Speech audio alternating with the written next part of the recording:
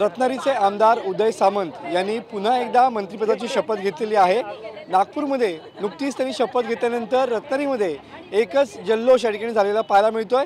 आपल्यासोबत शिवसैनिक आहेत आणि काही महिला पदाधिकारी देखील आहेत। सर, पुन्हा एकदा मंत्रिपदाची शपथ घेतलेली आहे, कसं बघताय याच्याकडे? खूपच आनंद होतोय। महाराष्ट्र जनतेने संपूर्ण या महायुतीवर जो विश्वास टाकलेला आहे तो विश्वास ह्या सर्वांनी सार्थक करून दाखवलेला आहे।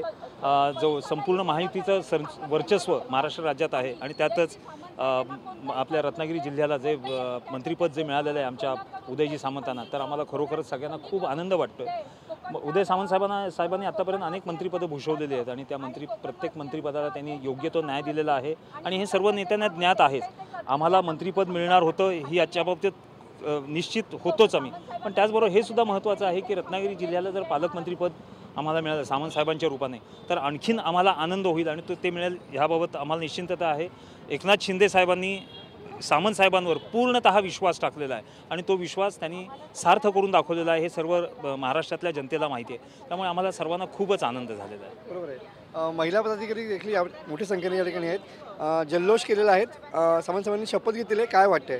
अतिशय आम्हाला आज आनंद झालेला आहे। कोकणातल्या लाल मातीतला हा ढाण्या वाघ आज विधानसभेमध्ये 5व्यांदा जात आहे, त्याच्यामुळे आम्हाला खूपच आनंद झालेला आहे आणि मंत्रिपदाची शपथ घेत आहेत। ज्या वेळेला त्यांना जी मंत्रिपदं मिळाली त्या मंत्रिपदाचं साजेसं काम त्याने केलेलं आहे। अख्ख्या महाराष्ट्राने ते बघितलेलं आहे। त्याचप्रमाणे आजही जे त्यांना जे खातं मिळेल त्या मंत्रिपदाचे सोनं करतील। महाराष्ट्रातील आणि कोकणातल्या जनतेला जी काही अपेक्षित काम आहे ती करतील। पुन्हा एकदा मी त्यांना सगळ्या आमच्या रत्नागिरी वासियांच्या वतीने शुभेच्छा देतो।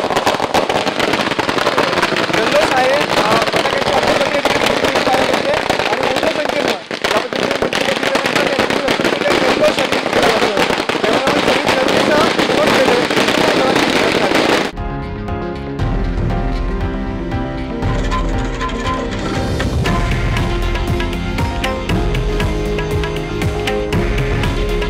हे आहे देशातील नंबर 1 न्यूज नेटवर्क आणि आपण पाहत आहात TV9 मराठी।